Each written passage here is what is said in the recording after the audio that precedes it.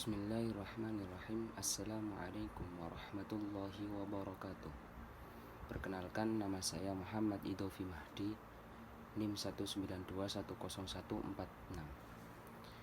Di sini saya akan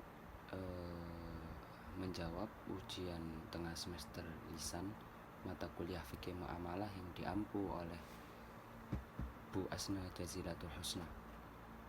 Soal yang pertama tentang rukun dan syarat dalam akad yang harus dipenuhi agar akad menjadi sah.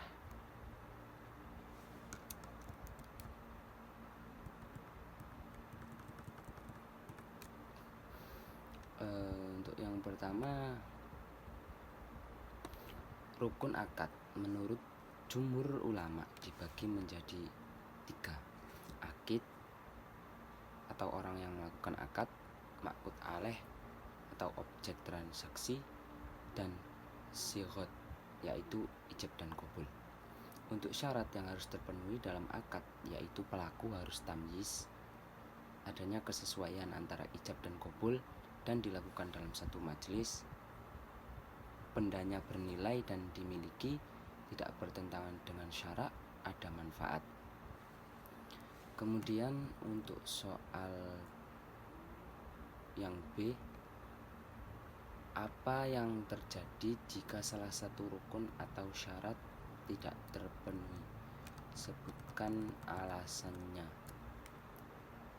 Apabila rukun atau syarat tidak terpenuhi, maka secara jelas akad dalam saat itu atau proses jual beli tersebut tidak sah. Karena apa? Rukun dan syarat ialah pondasi utama yang penting dan harus ada saat proses akad terjadi.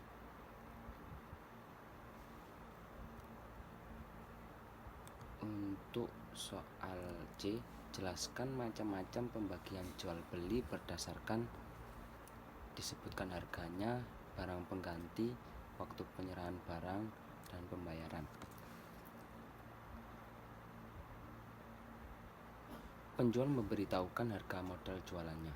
Dengan dasar jual beli ini terbagi menjadi 3 jenis, yaitu jual beli murabahah, yakni jual beli dengan modal keuntungan yang diketahui, jual beli wadiah, yakni jual beli dengan harga di bawah modal dan jumlah kerugian yang diketahui, jual beli tauliyah, yakni jual beli dengan menjual barang dalam harga modal tanpa keuntungan dan kerugian.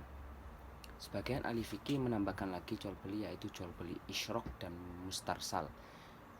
Isyrok adalah menjual sebagian barang dengan sebagian uang bayaran. Sedang jual beli mustarsal adalah jual beli dengan harga pasar. Mustarsil adalah orang yang lugu. Jual beli berdasarkan pertukarannya secara umum dibagi menjadi 4 macam.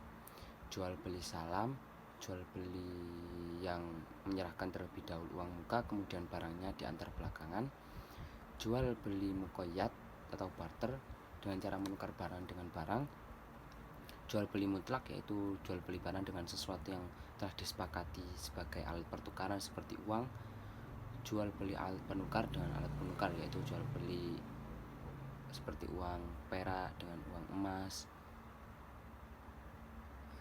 Untuk dilihat dari cara pembayarannya terbagi juga menjadi 4 bagian, yaitu jual beli dengan penyerahan barang dan pembayaran secara langsung, jual beli dengan pembayaran tertunda, jual beli dengan penyerahan barang tertunda, dan yang terakhir jual beli dengan penyerahan barang dan pembayaran sama-sama tertunda.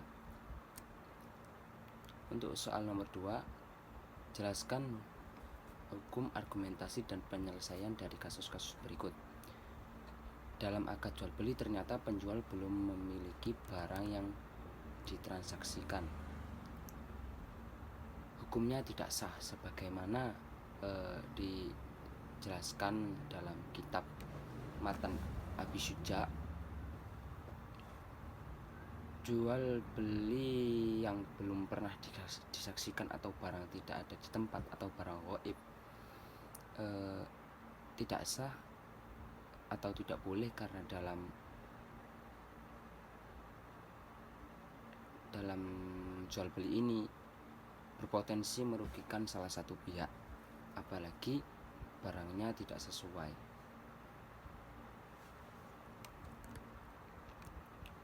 Yang B, dalam akad al-istisna, salah satu pihak meminta agar ditetapkan khiyar syarat. Fatwa tentang jual beli istisna disebutkan dalam fatwa MUI tentang jual beli istisna poin ke-7, bahwa dalam hal barang cacat atau tidak sesuai dengan kesepakatan pihak pemesan dapat menentukan hak khiyar syarat untuk melanjutkan atau membatalkan akad. Jadi apabila barang yang dipesan kepada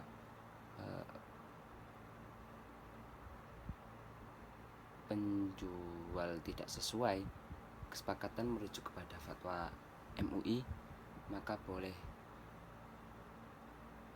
boleh bagi pemesan untuk memiliki hak khiyar.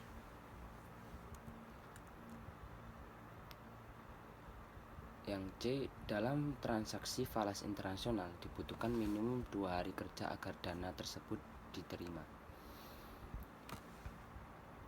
Untuk transaksi valuta asing internasional, memang benar dalam proses kerjanya dibutuhkan 2 hari untuk kita bisa menerima dana tersebut. Dalam hal ini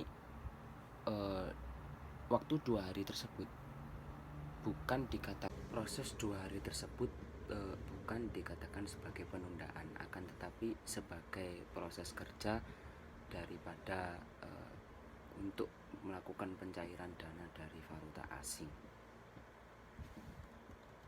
Untuk soal nomor 2D, jelaskan aplikasi akad murabahah dalam keuangan kontemporer. Merupakan transaksi jual beli di mana seorang nasabah datang kepada pihak bank untuk membelikan sebuah komoditas dengan kriteria tertentu, dan ia berjanji akan membeli komoditas barang tersebut secara murabahah, yang sesuai harga pokok pembelian dan ditambah lagi dengan tingkat keuntungannya sesuai yang telah disepakati oleh kedua belah pihak dengan cicilan berkala sesuai dengan kemampuan finansial yang dimiliki. Untuk soal nomor 3A, dalam konteks muamalah dikenal kaidah umum bahwa hukum asal segala sesuatu adalah boleh sampai datang dalil yang menunjukkan tentang keharamannya. Al-aslu fil asya'i al-ibahah. Adapun makna kaidah di atas secara keseluruhan yaitu sesuatu yang ada di muka bumi diperbolehkan bagi manusia untuk memanfaatkannya, baik memanfaatkannya dengan cara memakan, meminum, atau mentransaksikan. Dan pemanfaatan lainnya tidak menimbulkan bahaya untuk dirinya dan orang lain, termasuk untuk kaidah ini jika terdapat larangan atau nas lain yang telah melarang sesuatunya tersebut. Misalkan dalam penerapannya diperbolehkan berbagai bentuk akad dan transaksi yang nas tidak secara jelas memperbolehkannya atau mengharamkannya, juga tidak mengandung unsur riba, gharar, spekulasi, dan lain-lain. Sebutkan dan jelaskan prinsip-prinsip syariah. Yang pertama, prinsip jual beli terbagi menjadi jual beli murabahah, jual beli barang harga asal dengan tambahan keuntungan yang disepakati antara pihak bank dan nasabah. Kemudian jual beli salam, akad pemesanan barang yang disebutkan sifat-sifatnya dalam majelis tersebut, dan jual beli istisna menurut jumhur ulama sama menyerupai produk salam, namun istisna pembayarannya dapat dilakukan oleh bank dalam beberapa kali pembayaran. Untuk prinsip sewa yakni ijaroh, yaitu pemindahan hak guna atas barang dan jasa melalui pembayaran upah sewa. Untuk prinsip bagi hasil ada musyarakah, yaitu kerjasama antara dua pihak atau lebih untuk suatu usaha tertentu. Mudharabah yaitu akad kerjasama usaha antara pihak pertama sebagai penyedia seluruh modal dan pihak kedua sebagai pengelola. Untuk soal berikutnya, sebutkan dan jelaskan 5 larangan dalam membuat akad muamalah maliyah. Pertama, riba, yaitu tambahan yang diberikan karena pertambahan waktu. Kemudian perjudian, upaya yang saling merugikan. Kemudian horor atau ketidakjelasan atau ketidakpastian. Kemudian ihtikar atau membeli barang dengan cara menimbun barang, kemudian mengeluarkannya saat harga barang tinggi. Kemudian maisir atau merugikan salah satu pihak. Kemudian soal nomor 4, apa yang dimaksud dengan khiyar? Khiyar menurut bahasa berasal dari kata khoro ya khiru khairan wa khiyaratan, yang artinya memberikan kepada sesuatu yang lebih baik. Sedangkan menurut ulama fikih telah mendefinisikannya sebagai khiyar mencari kebaikan dari dua perkara, baik untuk melangsungkan atau meninggalkan jual beli. Sebutkan dan jelaskan macam-macam khiyar. Macam-macam khiyar. Yang pertama, khiyar majelis, yaitu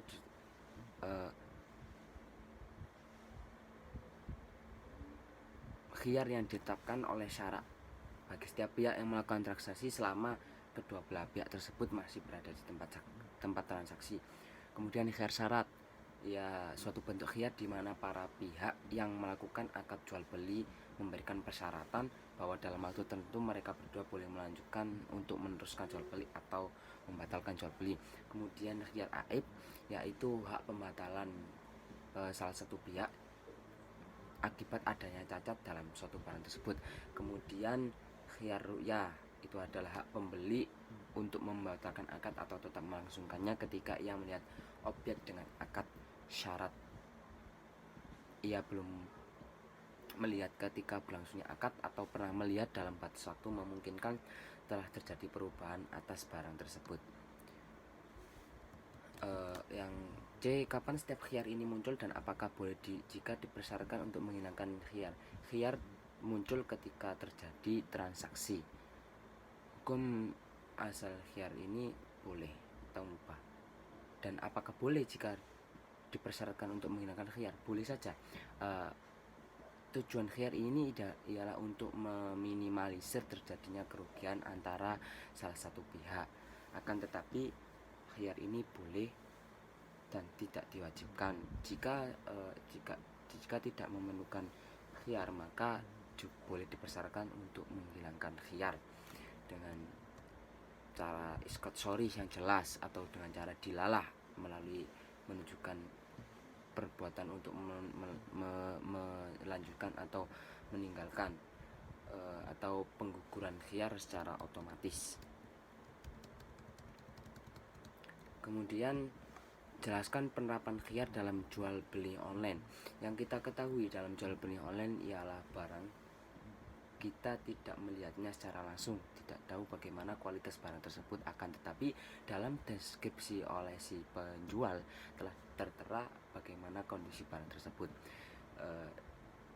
Sebagai tindakan preventif, seharusnya kita telah melakukan kegiatan negosiasi kepada penjual apabila di kemudian hari barang yang sampai tidak sesuai dengan deskripsi, maka kita boleh mengembalikannya. Jika terjadi negosiasi tersebut sedangkan kita telah menyetujuinya untuk membeli, maka konsekuensi harus kita tanggung sendiri.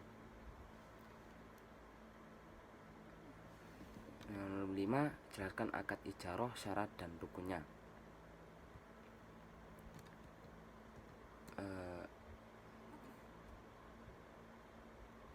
Secara harfiah, ijarah bermakna jual beli manfaat yang juga merupakan makna istilah syar'i. Juga bisa diartikan sebagai pemindahan hak guna atas barang atau jasa dalam batasan waktu tertentu melalui pembayaran upah sewa tanpa diikuti dengan pemindahan kepemilikan. Rukunnya ada 4. Akid yaitu pertama akid yaitu mujir orang yang menyewakan dan mustajir orang yang menyewa. Kemudian sighot jelas ijab kabul, ujroh uang sewa atau upah, dan manfaat baik dari manfaat suatu barang yang disewa atau tenaga dan jasa dari orang yang bekerja. Syarat terjadinya akad berkaitan dengan akid ialah berakal dan mumayyiz. Untuk keberlangsungan nafad akad ijarah disyaratkan terpenuhnya hak milik atau wilayah kekuasaan. Untuk sahnya ijarah harus dipenuhi beberapa syarat berkaitan dengan akid, makut alaih, ujroh, dan akadnya sendiri. Persetujuan kedua belah pihak sama seperti dalam jual beli. Objek akad yaitu manfaat harus jelas sehingga tidak menimbulkan perselisihan. Untuk soal berikutnya, jelaskan penerapan akad ijarah muntahiyah bitamlik dengan memberikan contoh. Bagaimana penerapan akad ijarah pada masa sekarang? Akad ijarah penerapannya seperti misalkan seseorang menyewakan sebuah lahan untuk dijadikan tambak atau budidaya, kemudian ada si B yang ingin menyewa lahan tersebut. Telah terjadi kesepakatan untuk disewa selama 1 tahun dengan harga yang telah ditetapkan, misalkan 10 juta untuk 1 tahun, dan keduanya sama-sama ridho. Kemudian telah terjadi akad tentang sewa menyewa. Jelaskan penerapan akad ijarah muntahiyah bitamlik dengan memberikan contoh dan ilustrasinya.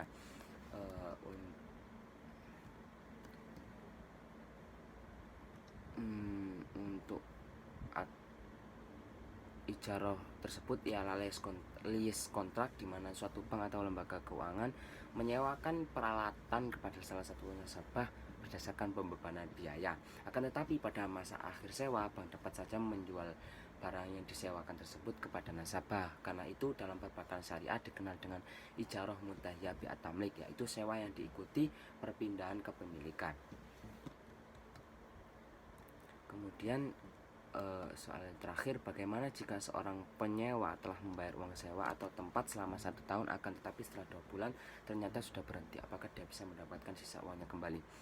Hal ini bisa dilihat dari kesepakatan ijab kabul pertama dari si penyewa dan orang yang menyewa. Apabila telah terjadi kesepakatan, jika sewanya tidak selama 1 tahun, tidak penuh selama setahun, uang bisa kembali, maka uang tersebut dipastikan bisa kembali atau menerima sisa uangnya kembali. Akan tetapi jika secara awal tidak terjadi kesepakatan dalam hal sewa penuhnya selama 1 tahun, jika tidak selama 1 tahun apakah bisa kembali, dan tidak terjadi kesepakatan tersebut, maka hal ini bagi si penyewa tidak mendapatkan sisa uangnya kembali meskipun dia hanya menyewa selama 2 bulan. Terima kasih, itulah jawaban dari saya, Muhammad Idham Madi. Jika ada salah kata, salah perbuatan, salah ucapan, atau salah penafsiran, saya mohon maaf yang sebesar-besarnya. Dinasiratul mustaqim. Assalamualaikum warahmatullahi taala wabarakatuh.